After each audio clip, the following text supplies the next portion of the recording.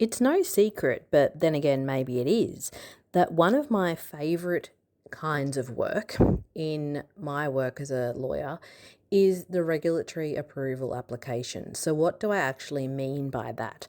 Those are the applications to the Australian Community Pharmacy Authority, which I'll call the ACPA, as well as applications to the department for change of ownership, etc.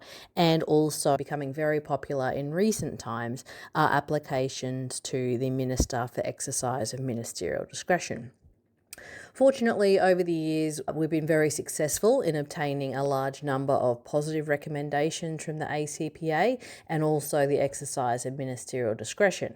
We've also had some success in objecting to a number of applications to those two regulatory bodies.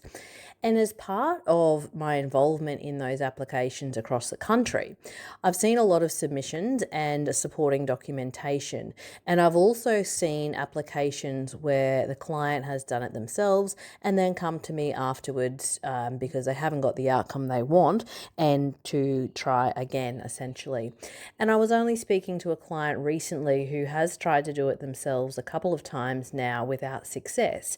And as soon as they started going through the reasons as to why they'd been knocked back previously, there were all things that could have easily been rectified had the application be prepared by someone, firstly, that comes from an objective perspective, so isn't looking at it with any emotion attached to it, two, comes to it with fresh eyes, and thirdly, obviously has experience in this space, because ultimately I think we all know what we're good at and where we need to focus, and delving outside of that, particularly when there are costs and risk involved, can be quite dangerous. So I think it's imperative to engage the expertise of a professional who is involved in preparing and lodging these applications on a regulatory basis.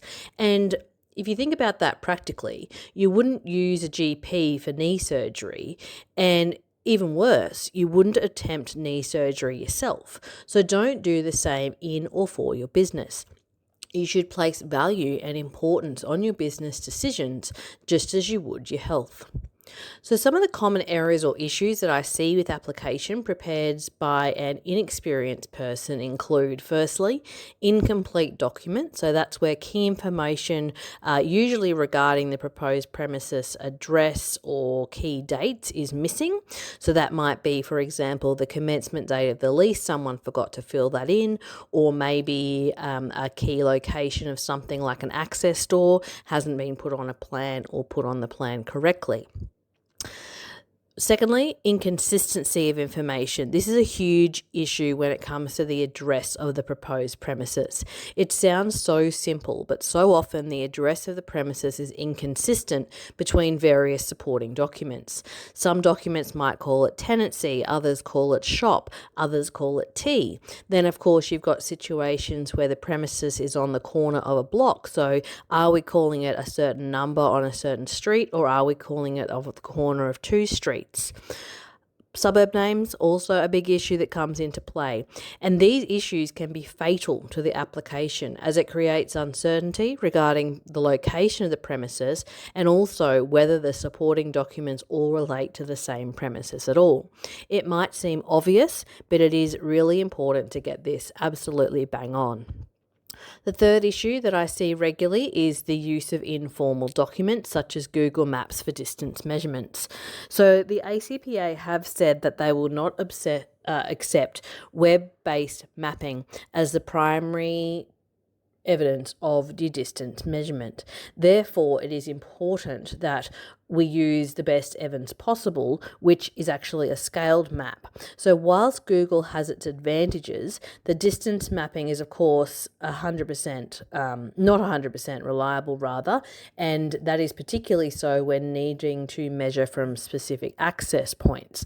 But also, because the authority have said they won't accept web-based mapping, putting that in as the only evidence of your distance requirement is automatically going to create a problem for you.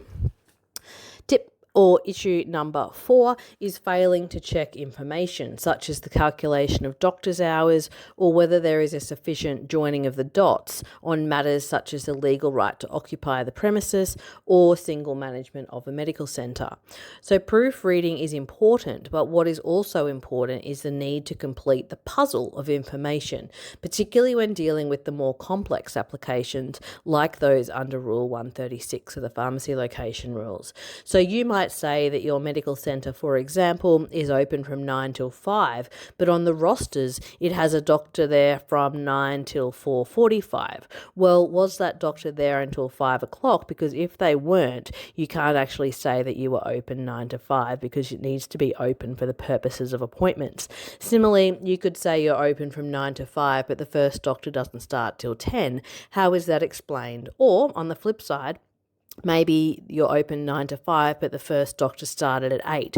Were they there seeing patients or were they there doing their own admin? So you really do need to join the dots and put the puzzle together. The next issue that I see, the 5th issue, is failing to address the requirements of the rules. So it goes without saying that if you do not address the requirements set out in the pharmacy location rules and provide sufficient evidence to satisfy those requirements, your application will not be recommended for approval. So you can't say, well, the authority should have known that or that it was obvious. Basically, if you don't spell it out and if it's not clear and you don't address the requirements, you won't get through. Also important to know is that the handbook is a guidance document only.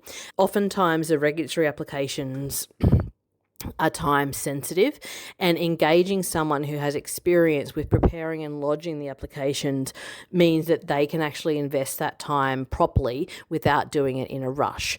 So the guidance document is a guide only, but people with experience in this area actually know what to look for in the legislation and what the requirements are. So really important to keep that in mind.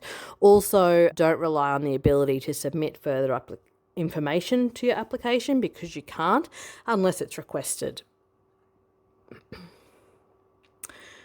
So by engaging someone with experience with these applications, it means that your pharmacy business will be up and running in its new location sooner than may otherwise be the case. And it also means an investment in getting things right the first time.